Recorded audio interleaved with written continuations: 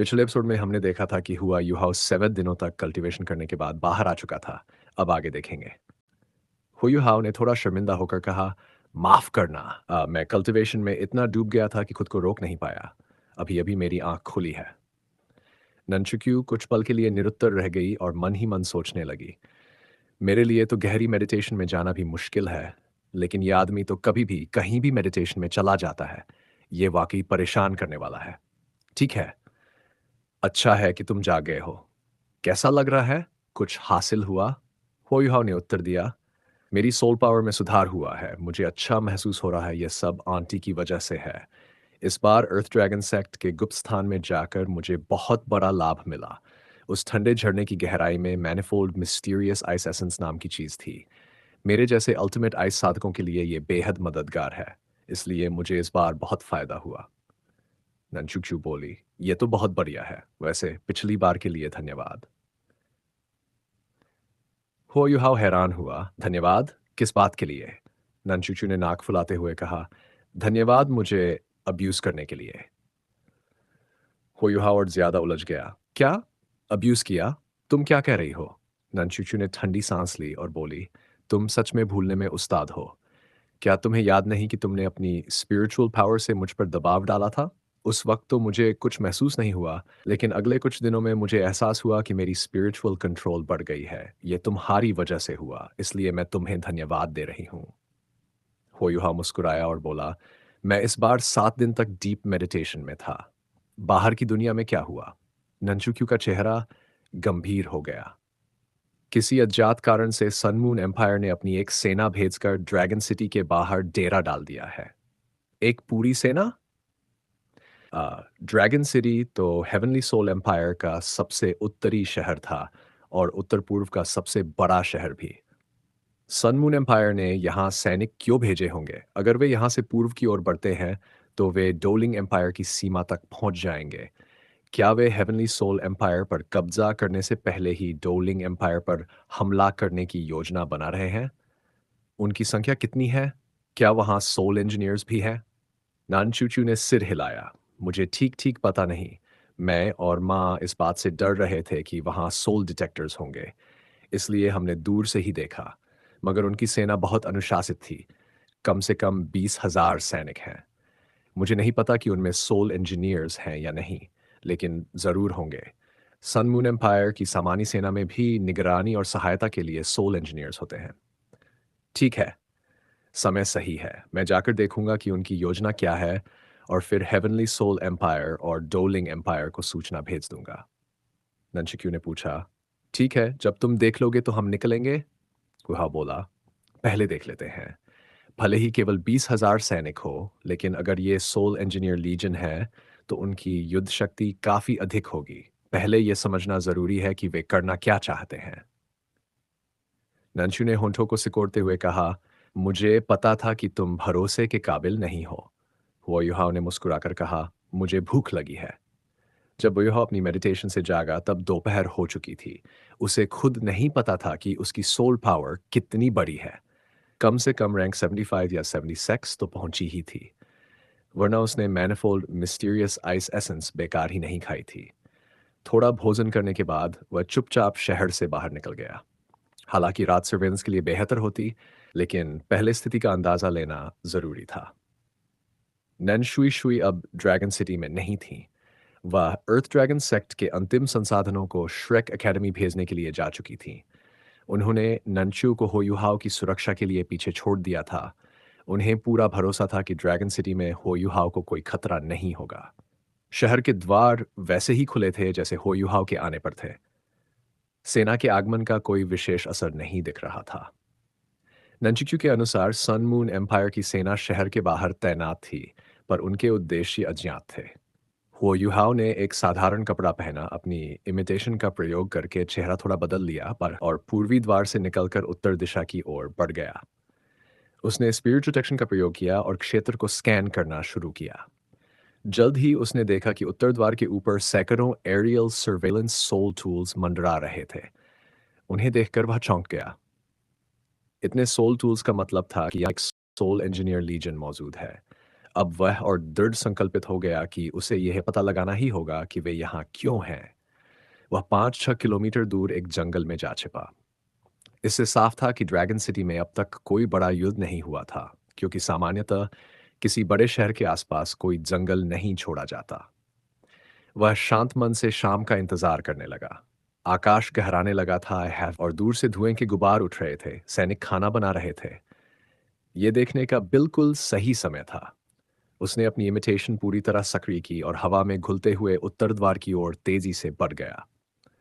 उसकी spiritual power एक विशाल जाल की तरह फैल गई। वह ऑसिलेशन डिटेक्टर्स की सीमाओं से बहुत आगे तक देख सकता था, इसलिए उन्हें आसानी से टाल सका। कुछ ही देर में उसने ऑसिलेशन डिटेक्टर्स की स्थिति नोट कर ली। सैनिकों की अनुशासनशीलता देखकर वह प्रभावित हुआ। रात का भोजन होने के बावजूद गश्त और निगरानी पूरी तत्परता से जारी थी।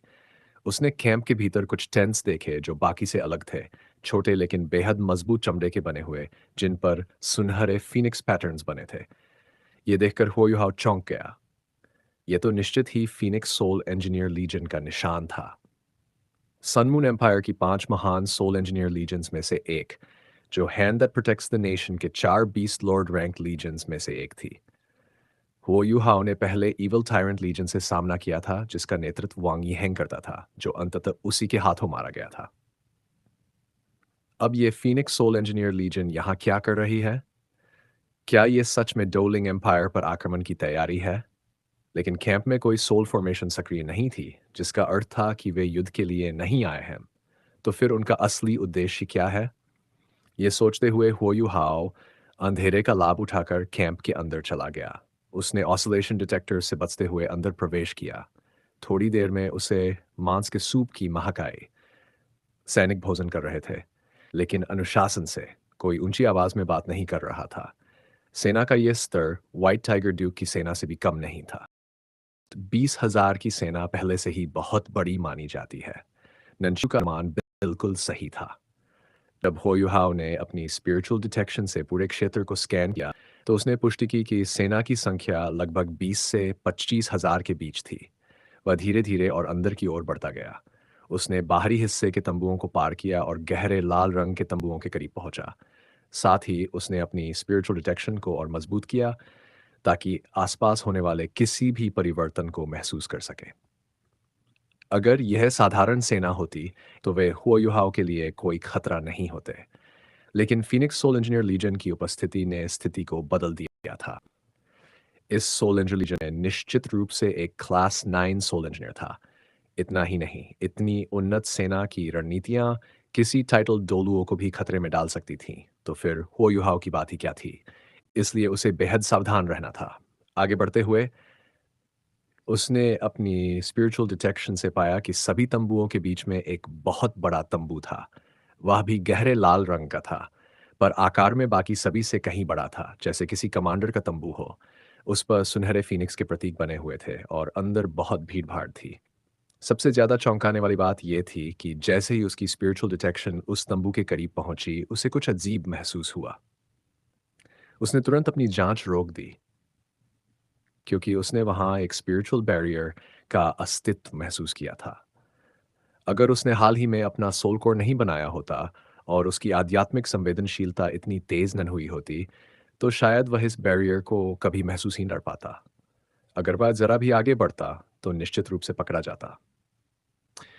कोई आश्चर्य नहीं कि ये beast lord ranked soul engineer legion थी। कमांडर का तंबू अत्यधिक सुरक्षा से घिरा था, यहाँ तक कि एक स्पिरिचुअल बैरियर तक लगा हुआ था। होयहाव निराश नहीं हुआ। वह चुपचाप आगे बढ़ा, धीरे धीरे उस तंबू के और नजदीक पहुंचा। केवल पास जाकर ही वह सबसे सटीक जानकारी प्राप्त कर सकता था। साथ ही उसकी स्पिरिचुअल पावर अन्य तंबुओं में भी फैल गई, ताकि वह पूरे क्षेत्र का सर्वेक्षण कर सके। उसने पाया कि इस फीनिक्स सोल इंजीनियर लीजन के सभी सदस्य महिलाएं थीं, और वे सभी शक्तिशाली भी थीं। प्रत्येक के पास कम से कम 4 सोल रिंग्स थे, और कुछ के पास 5 या 6 सोल रिंग्स तक थे। थोड़े बड़े गहरे लाल तंबुओं में तो 7 सोल रिंग्स वाली सोल इंजीनियर्स भी थीं, जो कि काफी शक्तिशाली मानी जाती हैं। आगे बढ़ते हुए हुओ युहाओ ने कुछ ऑसिलेशन डिटेक्टर से बचते हुए रास्ता बदला।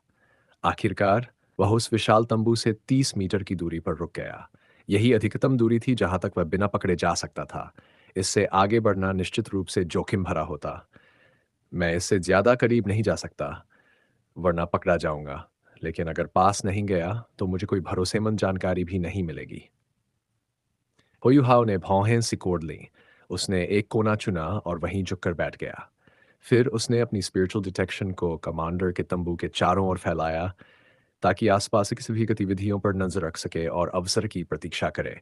उसकी आई ऑफ डेस्टिनी का काला सोल कोर धीरे धीरे उभरा। उसकी ओरा ऑफ डेस्टिनी चारों ओर फैल गई और हाँ ने आंखें बंद कर शांति से अनुभव किया। उसकी वर्तमान इतनी उच्च थी कि कमांडर के तंबू को छोड़कर पूरा बेस उसके नियंत्रण में था। वह वास्तव में आसमान में उड़ते किसी निगरानी उपकरण से भी अधिक प्रभावी था। लेकिन जल्द ही ह्यूहाव का चेहरा विचित्र हो गया। फीनिक्स सोल एंजल लीजन की सभी सदस्याएं महिलाएं थीं।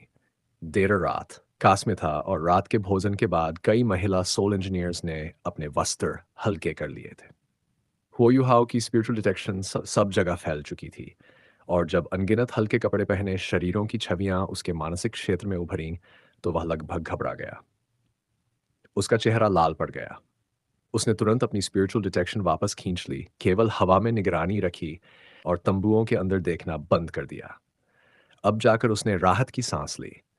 उसने फिर कमांडर के तंबू की ओर देखा और चुपचाप अपने अवसर का इंतजार करने लगा। हालांकि वहां स्पिरिचुअल बैरियर थी, फिर भी वह विश्वास करता था कि कोई न कोई मौका जरूर मिलेगा। धीरे धीरे मंद रोशनी झिलमिलाई और उसकी आंखों में ठंडी चमक आई। वह चुपचाप प्रतीक्षा करते हुए चारों ओर की गतिविधियों को देखता रहा। जल्द ही उसका अवसर आ गया। कुछ महिला सोल इंजीनियर्स लाल कवच पहने हुए कमांडर के तंबू की ओर बढ़ीं। उनका कवच उच्च गुणवत्ता का था और शरीर पर बिल्कुल सटीक फिट बैठता था। हर एक का कवच कस्टम निर्मित लगता था, जिसमें छोटे स्लॉट्स थे जो संभवतः अलग-अलग सोल टूल से जुड़ने के लिए थे। वे सभी सुंदर न सही, पर बेहद साहसी और वीर प्रतीत होती थीं। वे तंबू के सामने पहुंचीं। हुओयुहाओ को डर था कि वे बैरियर से टकरा जाएंगी, पर ऐसा नहीं हुआ। वे उस स्पिरिचुअल बैरियर से होकर बिना किसी रुकावट के अंदर चली गई। उसकी स्पिरिचुअल पावर पूरे क्षेत्र में फैली हुई थी, इसलिए वह हर छोटे परिवर्तन को महसूस कर सका। उसने पाया कि जब वे महिलाएं बैरियर से गुजरीं, तो उनके शरीर से हल्की रोशनी निकली, बहुत हल्की, लेकिन स्पष्ट रूप से स्पिरिचुअल एनर्जी की तरंगें थीं। ये रोशनी बैरियर से उनकी अनुकूलता दिखाती थी, तभी वे भीतर प्रवेश कर सकी। इम्प्रेसिव, हाउ मन ही मन बोला। वास्तव में सोलटूल रिसर्च और निर्माण के मामले में सनमून एम्पायर बाकी तीन साम्राज्यों से कहीं आगे था। ये शोध भले ही बहुत बड़ा न लगे, लेकिन उनकी सूक्ष्मता अद्भुत थी। ये स्पिरिचुअल बैरियर भले ही युद्ध में उपयोगी न हो, लेकिन व्यावहारिक रूप से बहुत प्रभावी थी। अब ये स्पष्ट था कि इन सोल इंजीनियर्स के पास कुछ विशेष सोल टूल था, जो उनके स्पिरिचुअल अंडुलेशंस को कम कर देता था। इसका मतलब था कि अगर हो युहाओ को ऐसा कोई सोल टूल मिल जाए, तो वह भी किसी के साथ अंदर प्रवेश कर सकता है, बिना बैरियर द्वारा पकड़े गए। ये सोचते हुए उसने तुरंत कार्रवाई की। अपनी स्पिरिचुअल डिटेक्शन की मदद से उसके लिए एक उपयुक्त लक्ष्य ढूंढना कठिन नहीं था। वह कुछ तंबुओं के चारों ओर घूमते हुए धीरे धीरे आगे बढ़ा और अपनी इमिटेशन का उपयोग करते हुए खुद को पूरी तरह छिपा लिया। जल्द ही उसने एक महिला सोल इंजीनियर को देखा जो बेस के किनारे की ओर थी। सावधानी के लिए उसने एक क्लास 4 सोल इंजीनियर को चुना, क्योंकि वह उसके लिए आसान लक्ष्य थी। वह धीरे धीरे उसके पीछे पहुंचा। अपनी इमिटेशन और बर्फीली सोल पावर से उसने अपने शरीर का तापमान नियंत्रित रखा। फिर उसने अचानक उसके गर्दन पर वार किया और साथ ही अपनी स्पिरिचुअल इंटरफेरेंस डोमेन को सक्रिय कर दोनों को ढक लिया। पर जैसे ही उसकी हथेली उसके गले से टकराई, उसने कुछ अजीब महसूस किया। एक कोमल पर मजबूत सोल पावर की लहर उठी और महिला के शरीर से लाल रोशनी निकल पड़ी। उसी क्षण पूरे बेस में एक तेज अलार्म गूंज उठा। क्या? इस पर तो ऑटोमेटिक डिफेंसिव सोल टूल भी लगा है और एक अलार्म टाइप सोल टूल भी। हुया चौंक गया, पर उसके पास समय नहीं था। उसने तुरंत महिला को उठाया और भागने लगा। लेकिन तभी फिर एक और लाल रोशनी उसके शरीर से निकली और उसके आसपास के लगभग 10 बिंदुओं से भी लाल किरणें निकल पड़ी। ये एक लिंक्ड डिफेंसिव सोल टूल था, जो उसके बेहोश होने के बाद भी सक्रिय हो गया था। यह तो मुसीबत है। मुझे अभी निकलना होगा। वह तुरंत उछला और तेजी से ऊपर की ओर भागा। उसने अपने बाएं हाथ से प्रहार किया, जिससे एक ठंडी लहर निकली। तापमान अचानक गिरा। और फिर सामान्य होते ही लाल रोशनी कमजोर पड़ गई। इस मौके का फायदा उठाकर उसने अपने डार्क गोल्डन टेरर क्लॉज से लाल बैरियर में एक दरार बनाई और उसके पार उड़ गया। हालांकि हवा में उसके पकड़े जाने की संभावना थी, पर अब उसके पास कोई और विकल्प नहीं था। कई ऑसिलेशन डिटेक्टर्स पहले ही उसकी दिशा में स्कैन कर रहे थे। फिर भी होयुहाव भाग्यशाली था। अगर वह कुछ क्षण भी और रुकता, तो वह लिंक डिफेंसिव फॉर्मेशन पूरी तरह सक्रिय हो जाता और उसका बच निकलना असंभव हो जाता। वह सीधे दुश्मनों के हाथों में पहुंच जाता। कोई आश्चर्य नहीं कि इसे hand that protects the nation कहा जाता है। यह वाकई एक अत्यंत शक्तिशाली सोल इंजीनियर लीजन थी। हो युहाओ ने evil tyrant siren soul engineer legion phoenix soul engineer legion से की और तुरंत महसूस किया कि फीनिक्स लीजन वास्तव में और भी अधिक शक्तिशाली थी। शायद उनकी कुल लड़ाकू क्षमता में बहुत बड़ा अंतर नहीं था, लेकिन विवरणों के स्तर पर फीनिक्स सोल इंजीनियर लीजन स्पष्ट रूप से बेहतर थी। ये सोचते हुए होयुहाव तुरंत आकाश में उड़ गया। भले ही वह पकड़ा जाए, वह इस यात्रा को व्यर्थ नहीं जाने देना चाहता था। नीचे मौजूद ऑसिलेशन डिटेक्टर्स हर दिशा में स्कैन कर रहे थे, यहाँ तक कि आसमान में भी। होयुहाव ने अपनी स्पिरिचुअल डिटेक्शन की मदद से दिशा बदलते हुए और घूमते हुए हुए उड़ान भरी ताकि वह दुश्मन के स्कैन से बच सके। उसका उद्देश्य सरल था, कम से कम हवा में मौजूद एरियल सर्वेलेंस सोल टूल्स को नष्ट करना और सन मून एम्पायर को कुछ नुकसान पहुंचाना। इसके अलावा अगर भविष्य में उसे सोल इंजीनियर लीजन पर नज़र रखनी पड़ी, तो ये उसके लिए आसान हो जाएगा। लेकिन अचानक उसका चेहरा बदल गया। जैसे ही उसने अपनी स्पिरिचुअल डिटेक्शन को ऊपर की ओर फैलाया ताकि एरियल सर्वेलेंस सोल टूल्स का सटीक स्थान पता चल सके, अचानक अपनी स्थिति बदलने लगे और एक अजीब सी फॉर्मेशन में आ गए। प्रतिक्रिया करने का समय मिले बिना हुओयुहाओ ने बिना हिचकिचाए प्रतिक्रिया दी। वह ऊपर उड़ता रहा, लेकिन साथ ही तिरछी दिशा में पूरी गति से निकल गया। जैसे ही वह हिला, आसमान से एक विशाल अदृश्य जाल नीचे गिरा। यह विशाल जाल सैकड़ों एरियल सर्वेलेंस सोल टूल्स से बना था। उन्होंने ऑसिलेशन डिटेक्टर से उत्पन्न होने वाली सोल पावर अंडुलेशंस छोड़ी। हालांकि यह सोल पावर बहुत शक्तिशाली नहीं थी, लेकिन यह बेहद घनी और सटीक थी। जब वह जाल नीचे गिरा, तो उसने पूरे सैन्य शिविर के ऊपर के आकाश को लगभग ढंक लिया। हुओयुहाओ को पहले ही कुछ गड़बड़ी का आभास इसलिए हुआ था क्योंकि ये एरियल सर्वेलेंस सोल टूल्स अचानक 1000 मीटर की ऊंचाई से खटकर 500 मीटर पर आ गए थे।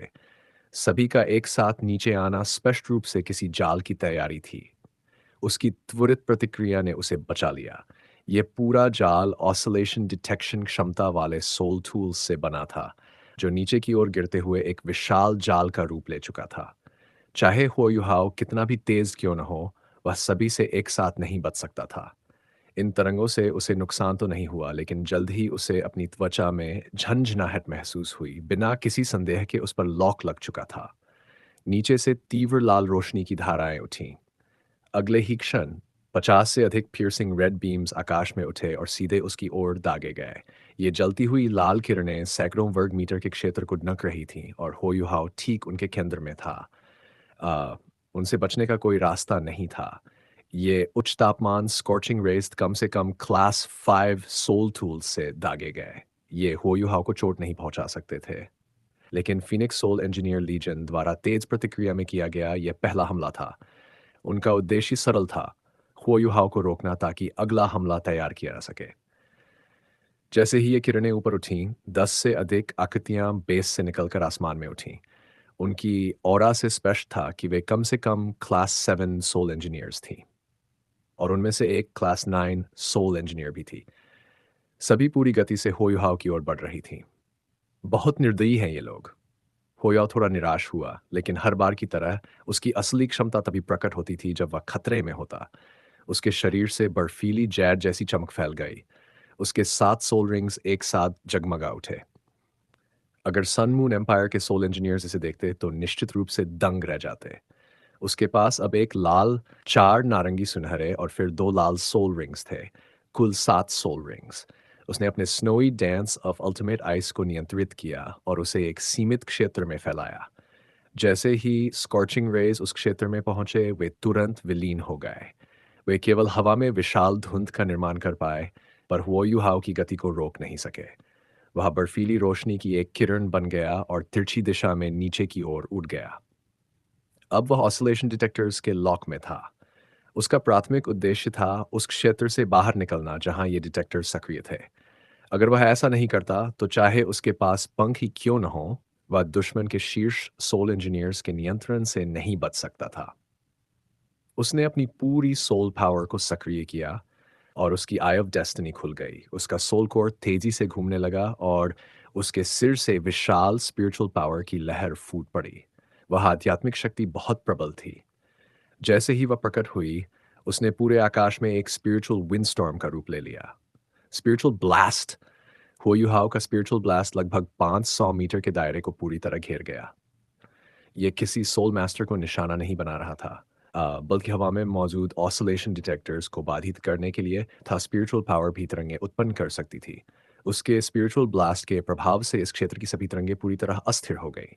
होयुहाव जानता था कि वह तुरंत इस विशाल जाल से नहीं निकल सकता। हवा में मौजूद एरियल सर्वेलेंस सोल टूल्स उसकी दिशा के अनुसार उसका पीछा कर रहे। नीचे मौजूद सोल इंजीनियर्स भी उसे रोकने के लिए तैयार थे। ऐसे में अगर वह उनके सटीक लॉक से नहीं बचा तो निकलना असंभव था। इसलिए उसने पहले उनकी निगरानी प्रणाली को बाधित करना चुना। अब उसके पास थोड़ा स्वतंत्र रूप से हिलने-डुलने की जगह थी। जैसे ही उसने स्पिरिचुअल ब्लास्ट छोड़ा, नीचे से आने वाला दूसरा हमला पूरी तरह रुक गया। 500 मीटर का क्षेत्र बहुत बड़ा था और यही समय था जब हुआयुहा को अपना अगला कदम उठाना था। उसका शरीर अब भी तिरछी स्थिति में था। उसने तुरंत एक फ्लाइंग टाइप सोल टूल अपनी पीठ पर लगा लिया। हवा में स्थिर होते ही उसने अपनी स्थिति बदली और एक तोप के गोले की तरह ऊपर की ओर दागा गया। नीचे उतरना असंभव था। जमीन पर दुश्मनों की विशेष टीम थी और ऊपर विशाल जाल। अब उसका एकमात्र रास्ता था ऊपर जाना। केवल जाल को तोड़कर ही वह भाग सकता था। इसके अलावा हवा में ऊपर उठने पर नीचे से आने वाले हमले भी कमजोर पड़ जाते थे।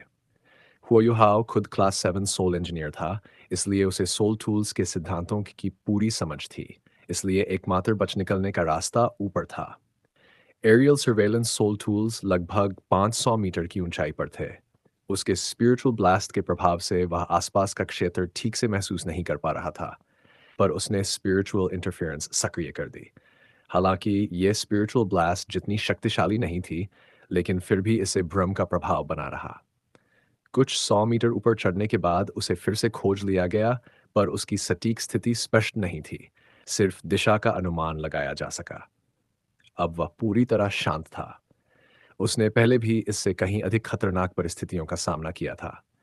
वह जानता था कि ऐसे समय में केवल संयम ही उसे जीवित रख सकता है। वह पूरी शक्ति से उड़ता रहा और नीचे के सोल इंजीनियर्स की ओर देखा तक नहीं। साधारण सोल टूल्स उसे कुछ नहीं कर सकते थे और उन्नत उपकरण बिना लॉक किए प्रभावहीन थे। आखिरकार बहुत कम सोल टूल्स ऐसे थे जो डेथ गॉड जैसे क्षेत्रीय विनाशकारी हमले कर सकते थे। सन मून एम्पायर को अब उसकी मंशा समझ में आ चुकी थी।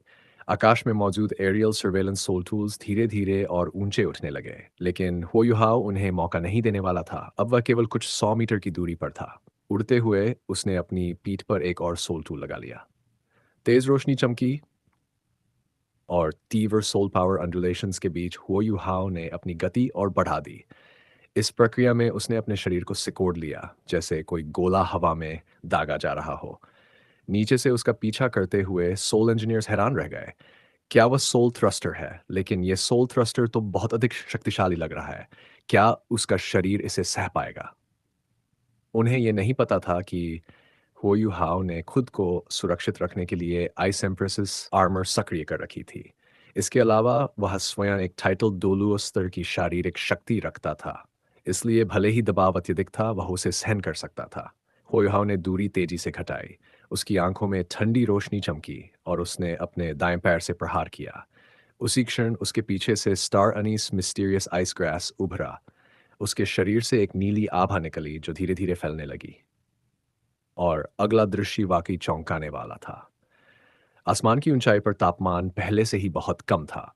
जब वह नीली आभा फैली तो आसपास की सारी जलवाष्प और बर्फ के तत्व तेजी से होयुहाव की ओर खिंचे। तो चलिए आज की कहानी यहीं खत्म करते हैं। अगर आपको वीडियो पसंद आया हो तो एक लाइक ज़रूर करें, अपने विचार कमेंट में बताएं और ऐसे ही शानदार कंटेंट के लिए चैनल को सब्सक्राइब करना ना भूलें। बाकी का हिस्सा हम अगले भाग में देखेंगे। धन्यवाद।